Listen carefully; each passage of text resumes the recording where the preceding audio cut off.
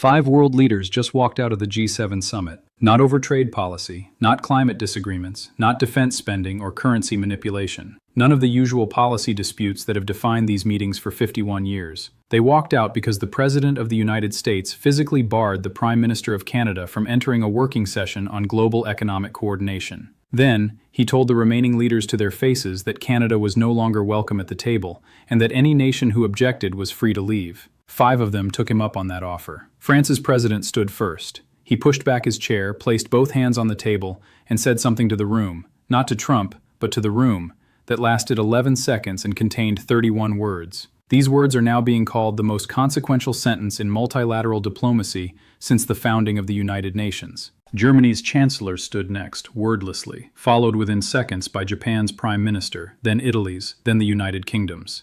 One by one, in a sequence that lasted 3 minutes and 40 seconds, every leader in the room except Donald Trump rose from the table and walked toward the door. The most exclusive leadership forum on Earth, 7 leaders representing over half the world's economic output, meeting continuously since 1975, emptied in under 4 minutes. And the cameras, present because this was an open working session, captured every second. The photograph that emerged is being published on the front page of every major newspaper on Earth. Donald Trump sitting alone at a circular table designed for 7. 6 empty chairs arranged around him in a geometry that was built to represent equality, and now represents isolation. 6 flags standing behind 6 absent leaders. 1 man remaining. Warren Buffett once said he's watched this exact pattern destroy every organization it touches. The leader who mistakes the coalition for an audience and discovers in a single catastrophic moment that every seat at the table was voluntary. But it's what France's president said as he stood, those 31 words, spoken quietly, addressed not to the American president but to the 5 leaders still deciding whether to remain, that will be studied in every diplomatic academy and every leadership classroom for the next century.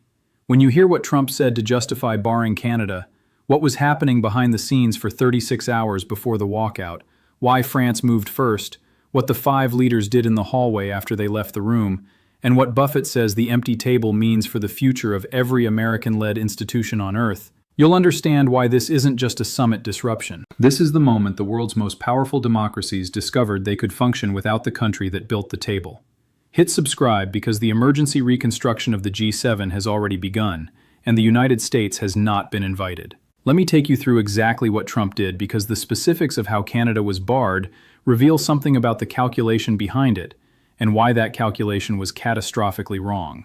The G7 summit was in its second day, hosted in Biarritz, with the morning session dedicated to global economic coordination, trade flows, supply chain resilience, currency stability, the core issues for which the G7 exists. Canada's Prime Minister and his delegation arrived at the session room at 8:45 a.m., 15 minutes before the scheduled start. They were met at the door by 2 American security officials and a member of the White House advance team, who informed them that the Prime Minister of Canada would not be participating in the morning session. No prior communication, no diplomatic notice, no procedural mechanism invoked. Canadian officials asked for clarification. They were told that the decision came directly from the President, and that no further explanation would be provided. Canada's Prime Minister and his delegation were left standing in the corridor outside a meeting room they had every institutional right to enter, watching through glass walls as the other leaders took their seats inside. What happened next is the detail that elevates the exclusion from a diplomatic slight to an institutional violation. When the session began, Trump addressed the room, and with the 5 remaining leaders and their delegations present, with the press pool recording, with Canada's Prime Minister visible through the glass wall standing in the hallway, he said the following: "Canada is not participating today. Frankly, Canada has not been a productive member of this group for some time. As long as the current Canadian leadership continues to undermine American economic interests, the United States sees no reason to include them in these discussions. This is our table. We built it, and we decide who sits at it. Our table. We built it. We decide who sits at it." 3 sentences that claimed unilateral American ownership of a multilateral institution founded on the principle that no single member has authority over any other. 3 sentences that reduced the G7 from a partnership of sovereign equals to the personal property of the American president. 3 sentences that told every leader in the room that their presence was not a right of membership, but a privilege extended at American discretion. The language was the language of an owner, not a partner. We built it, erased the contributions of 6 other nations to 51 years of multilateral cooperation. We decide who sits, asserted a veto power that exists nowhere in the G7's framework, charter, or institutional history. This is our table. Reduced the most powerful economic forum on earth to a piece of furniture that belongs to one country. Every leader in the room heard not just what Trump said about Canada, but what Trump said about them. That their seats existed because America permitted them. That their participation continued because America had not yet decided to revoke it. And that the precedent being set with Canada could be applied to any of them at any time, for any reason. But the exclusion did not come from nowhere. It came after 36 hours of behind-the-scenes confrontation that revealed Trump had been planning the move and had attempted, unsuccessfully, to build support for it among the other G7 leaders before executing it unilaterally. On the first evening of the summit, during the traditional leaders' dinner, Trump had raised the idea of restructuring G7 participation, diplomatic language for excluding Canada, in private conversations with three leaders. He approached France's president during the cocktail reception and suggested that Canada's confrontational trade posture was making the G7 unproductive. The French president's response, according to two officials who overheard the exchange, was a single sentence: "The G7 is not a reward for compliance."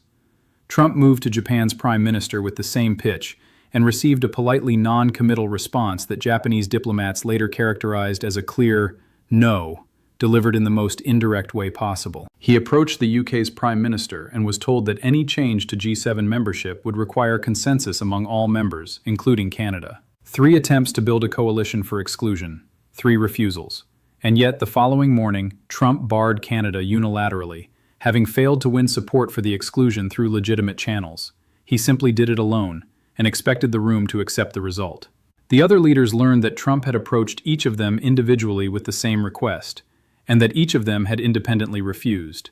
This detail, shared among delegations in the hours before the morning session, transformed the exclusion from a bilateral dispute between the United States and Canada into a unilateral assertion of American authority over the institution itself. Trump had not just overruled Canada, he had overruled every leader who had told him no. He had asked for permission, been denied, and then done it anyway. And every leader in that room understood what that meant for the value of their own voice, their own vote, their own sovereignty within the institution. And then France's president did something that nobody in the room, including reportedly his own delegation, expected. He waded through Trump's opening statement about Canada's exclusion, through the transition to the first agenda item, through 11 minutes of the session proceeding as though the institutional framework of the G7 had not just been violated. For 11 minutes he sat quietly, participating minimally, while his staff later said he was conducting what one aide called the fastest and most consequential cost-benefit analysis in French diplomatic history. The calculation was not about Canada. Canada's prime minister and the French president had a cordial but not particularly close relationship. France had no bilateral obligation to defend Canada's seat. The calculation was about France, about what it meant for France's sovereignty within the G7 if an American president could unilaterally exclude a member and the room accepted it. About what it meant for the principle of multilateral equality if the largest economy could decide alone who sits and who doesn't. About the precedent: if Canada today, why not France tomorrow? Why not any nation that disagrees with American policy? The calculation concluded in 11 minutes. The answer was that remaining at the table after a member had been unilaterally excluded was itself an act of acceptance. Acceptance that the G7 operated at American discretion. Acceptance that membership was a privilege rather than a right. Acceptance that every leader's seat could be revoked by a single phone call from Washington. He pushed back his chair. The sound, wood on floor, amplified by the room's acoustics, cut through the murmur of the session like a crack. He stood. He did not look at Trump. He looked at the other 4 leaders still seated: Germany, Japan, Italy, the United Kingdom. And he said, "If one of us can be removed from this table by another, then none of us are seated here by right. We are seated here by permission. And I did not come to the G7 to sit at anyone's permission." 31 words. He turned and walked toward the door.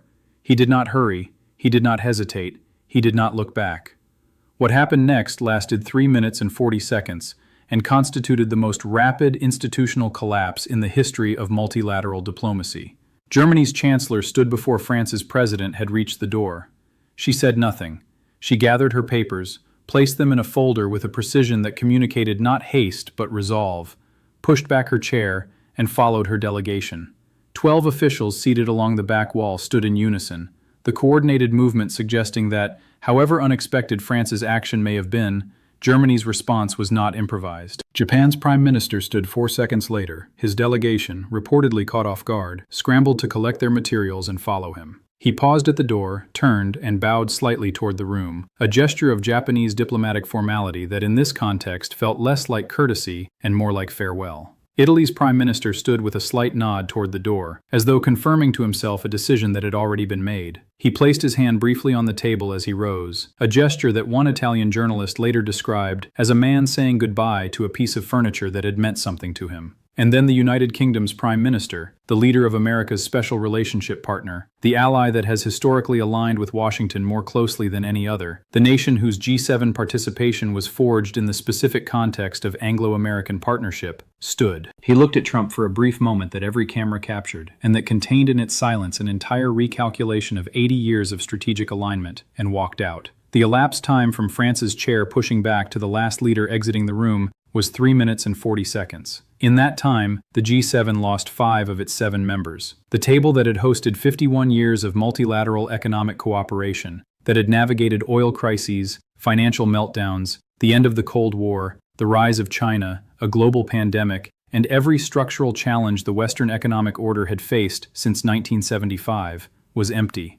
One man sat at it. The cameras, which had been recording the working session, continued to record. They captured Trump sitting in silence for approximately 90 seconds. He looked at the door. He looked at the empty chairs. He said something to an aide that the microphones did not pick up. He adjusted his jacket. He looked at the door again. Then he stood and left through a different exit, flanked by Secret Service, avoiding the hallway where on the other side of the glass wall, the 5 leaders who had walked out were already gathering in a cluster with the 6th leader they had walked out to defend. What happened in that hallway is in many ways the more important story. The 5 leaders who walked out did not return to their separate delegation suites. They did not issue individual statements. They gathered spontaneously in the corridor outside the session room, visible through the glass walls to every camera still positioned inside, and they were joined within minutes by Mark Carney, who had been waiting in the Canadian delegation's holding room when word reached him of what had happened. The handshakes were visible. The body language was unmistakable. 6 leaders standing in a hallway, engaged in animated and apparently warm conversation. While inside the room they had just left, a single empty table testified to the cost of what had driven them out.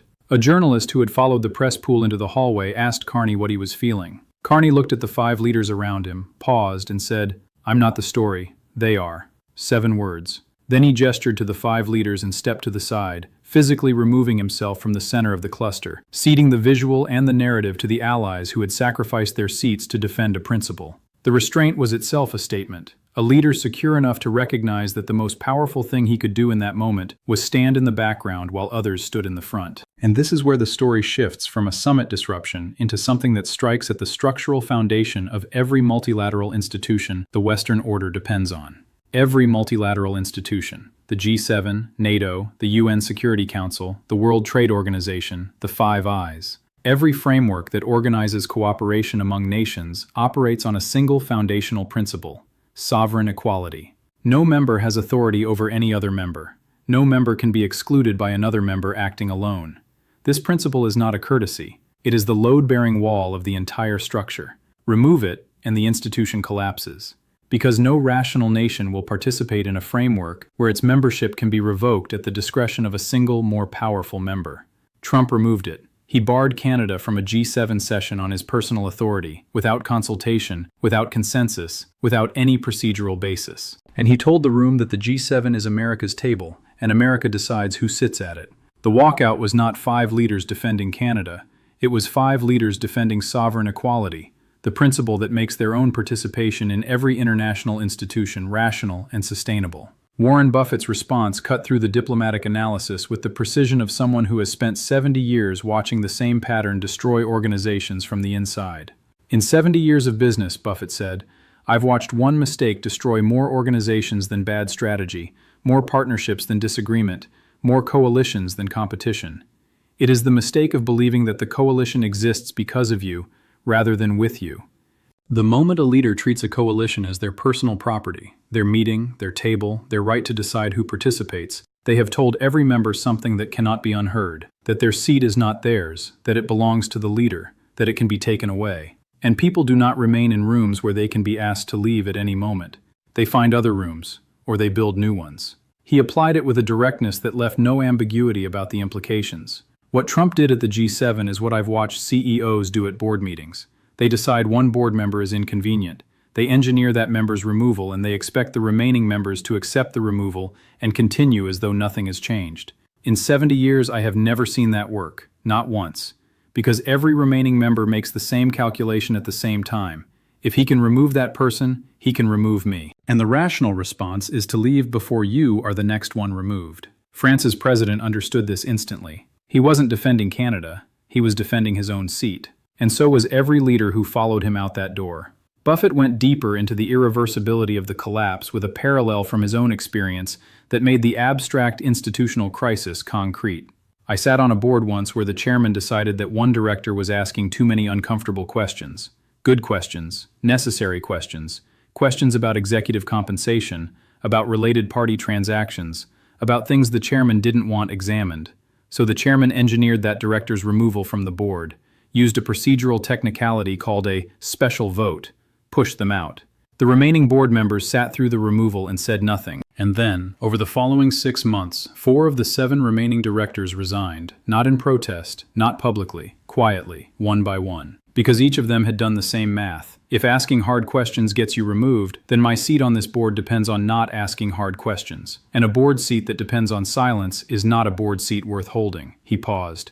The 4 directors who resigned didn't leave because they liked the expelled director. Some of them didn't. They left because the chairman had demonstrated that the board existed to serve him, not to govern with him. And the moment a board exists to serve the chairman, every competent director leaves. What remains is not a board, it is an echo chamber. And echo chambers make catastrophic decisions because nobody in the room is willing to say what needs to be said. He extended the parallel to the G7 with devastating precision. The most important thing to understand about what happened at the G7 is that it cannot be undone by changing behavior. You cannot unbar a member. You cannot unclaim ownership of a multilateral table. You cannot unsay, "This is our table. We decide who sits at it." Those words exist now. Every leader on earth has heard them. And every leader is making the same calculation. If the United States claims the right to decide who sits at the G7, it claims the right to decide who sits at NATO, who participates in Five Eyes intelligence sharing, who accesses the dollar-based financial system, who operates within any American institution. The precedent doesn't apply only to Canada. It applies to everyone. And the rational response, the response I would make if I were sitting on a board whose chairman had just expelled a member unilaterally, is to begin building an alternative institution where my seat is guaranteed by structure rather than granted by permission. His closing was one sentence that captured the entire thesis with devastating simplicity. You can dominate a room, or you can fill it. You cannot do both. And as of today, the room is empty. And then the G7 fractured in ways that went beyond the summit itself and into the institutional architecture of Western cooperation. The summit's remaining sessions were canceled. The joint communiqué, the consensus document that every G7 summit has produced since the institution's founding, was abandoned for the first time in 51 years. The host nation staff attempted to convene an informal working lunch. 5 of the 7 delegations declined to attend. The hallway gathering of 6 leaders produced its own informal statement, not a communiqué, not a formal document, but a jointly agreed paragraph that was released to the press within hours. The undersigned leaders affirmed the principle of sovereign equality as the foundation of multilateral cooperation and reject any unilateral assertion of authority over the membership or proceedings of the G7. The statement was signed by France, Germany, Japan, Italy, the United Kingdom, and Canada. The United States was not asked to sign. The statement was not addressed to the United States. It simply described a principle and affirmed it. And the absence of the 7th signature told the story. Within 72 hours, the conversation about reforming the G7 shifted from theoretical to operational. France's president hosted a call with the 5 leaders who had walked out, plus Canada's prime minister, to discuss what officials in 3 capitals described as the future of the format. The options under discussion included continuing the G7 with a rotating chair that prevents any single nation from controlling the agenda, expanding the group to include nations like Australia, South Korea, and India to dilute American dominance, or, the option that sent shockwaves through Washington, proceeding as a G6 without the United States, at least until American leadership demonstrated a commitment to multilateral equality. The G6 option was, by all accounts, supported by at least 3 of the 6 leaders, and seriously considered by the remaining 3. 51 years of American centrality in the world's most exclusive economic forum, and 3/4 of the membership was now weighing whether the institution would function better without its founding member. The conversation moved beyond the G7 itself into the broader architecture of Western cooperation. European leaders raised the question of whether American unilateralism at the G7 reflected a pattern that extended to NATO, to the WTO, to the IMF and World Bank, to every institution where American leadership had historically been assumed rather than earned. Japan's Prime Minister reportedly said during the call that the rules-based international order cannot depend on a single nation's willingness to follow the rules, a sentence that diplomatic observers noted was the strongest public statement a Japanese leader had made about American conduct since the end of the Second World War. The UK's Prime Minister, whose country's strategic posture has been anchored in the Anglo-American special relationship for 80 years, said something that British foreign policy analysts described as seismic. The special relationship is valuable, but it is not more valuable than the principle that multilateral institutions belong to their members collectively, not to their most powerful member individually. The hallway gathering, 6 leaders standing in a corridor visible through glass walls, was evolving in real time from a spontaneous act of solidarity into the founding conversation of a new multilateral architecture. Markets responded with the cold clarity that institutional instability always produces. The dollar weakened against a basket of G7 currencies as traders repriced the probability that American-led economic frameworks would remain stable. Bond yields moved in ways that suggested institutional investors were modeling a future in which multilateral economic coordination no longer centered on Washington. 3 major investment banks issued notes within 48 hours, warning clients that G7 institutional risk was now a factor in long-term portfolio construction. One Deutsche Bank strategist wrote the sentence that was quoted in every financial publication by the end of the week. The G7 was the last multilateral institution where American leadership was unquestioned. That is no longer the case. And the repricing of American institutional centrality has only begun. American domestic reaction split along a fault line between those who understood what had been lost and those who did not. Trump posted on social media that the walkout proved these countries don't respect strength, and that the G7 needs America more than America needs the G7. His base rallied behind the framing, the narrative of American dominance reasserted, of weak allies who couldn't handle strong leadership, of a president willing to stand alone because standing alone is what strength looks like. But the foreign policy establishment, Republican and Democratic, military and civilian, institutional and academic, reacted with something closer to grief than anger. A former Secretary of State said, "The G7 was built by American diplomacy. It was sustained by American leadership, and it was just destroyed by American arrogance. That is a loss that will take a generation to repair, if it can be repaired at all." A retired 4-star general, speaking on a cable news panel, said, "I've spent 40 years working within the alliance framework that the G7 sits at the top of. What I watch today is the visible collapse of American convening authority. The ability to bring allies to a table and keep them there. Once that authority is gone, it does not come back because it depends on trust. And trust, once broken at this level, does not heal." Republican senators who sat on the Foreign Relations Committee demanded an emergency briefing within 48 hours. 3 of them issued a joint statement that was remarkable, not for what it said, but for what it refused to say. It called for a reassessment of the approach to multilateral engagement, without once mentioning the president's name, a diplomatic silence that, in Washington's grammar, is louder than any accusation.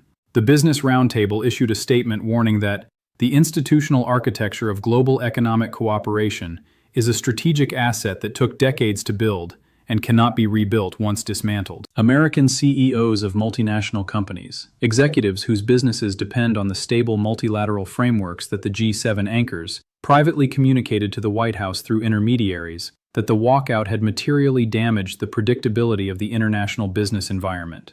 One Fortune 500 CEO, speaking anonymously to the Financial Times, said, "My company operates in every G7 country. I need those governments to coordinate on regulation, on trade standards, on financial policy. The president just blew up the forum where that coordination happens. He didn't ask me, he didn't ask any of us, and we're the ones who will pay for it.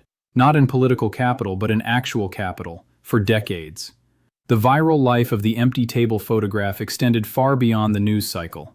Editorial cartoonists across 4 continents published variations within 24 hours. Every cartoon legible without a caption because the image needed no explanation. The photograph was projected onto buildings in 3 European capitals by activist groups.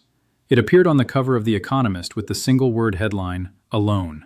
It was shared by heads of state who were not members of the G7, India's Prime Minister, Brazil's President, South Africa's President, each sharing the image without comment, the image itself serving as the commentary.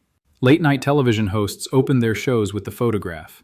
Social media accounts dedicated to diplomatic history called it the most significant image in multilateral diplomacy since the founding photograph of the United Nations. The image did not depict a policy failure. It depicted something more fundamental, a leader who had chosen dominance over partnership, and the empty room that dominance produced. So here's where we stand. The President of the United States unilaterally barred the Prime Minister of Canada from a G7 working session, told the remaining leaders that the G7 is America's table, and watched as 5 of those leaders, France, Germany, Japan, Italy, and the United Kingdom, stood from their chairs and walked out of the room in 3 minutes and 40 seconds. The summit collapsed. The communiqué was abandoned for the first time in 51 years. The 6 leaders who left issued a joint statement affirming sovereign equality. Formal discussions about proceeding as a G6 without the United States are underway. France's president stood in a room full of the world's most powerful leaders and said 31 words that are now on the front page of every major newspaper on earth. If one of us can be removed from this table by another, then none of us are seated here by right. We are seated here by permission, and I did not come to the G7 to sit at anyone's permission. And Warren Buffett explained why the pattern is always the same and the outcome is always identical. You can dominate a room or you can fill it. You cannot do both. And as of today, the room is empty. Can the G7 survive when 5 of its 7 members are actively discussing whether to continue the institution without its founding member? Can American convening authority, the ability to bring allies to a table and keep them there, the ability that has been the foundation of American global leadership since 1945, be rebuilt after the world watched 5 leaders walk out of an American-chaired session in under 4 minutes? Can any multilateral institution function when its most powerful member claims the right to unilaterally exclude others? And the question that France's president posed with 31 words and 5 leaders answered with their feet: if your seat at the table exists by someone else's permission, are you a partner, or are you a guest who hasn't been asked to leave yet? Trump tried to remove one leader from the table. Instead, he emptied it. He tried to show that American power could determine who sits at the G7. Instead, he showed that American behavior could destroy it. He tried to punish Canada for defiance. Instead, he gave 5 world leaders a reason to join the defiance, and they took it in 3 minutes and 40 seconds. He tried to demonstrate that the G7 belongs to the United States. Instead, he demonstrated that the G7 can exist without it. And France's president gave that demonstration 31 words that every leader heard, that every diplomat understood, that every multilateral institution must now reckon with, and that the photograph of an empty table will illustrate for as long as it exists. If one of us can be removed from this table by another, then none of us are seated here by right. We are seated here by permission, and I did not come to the G7 to sit at anyone's permission.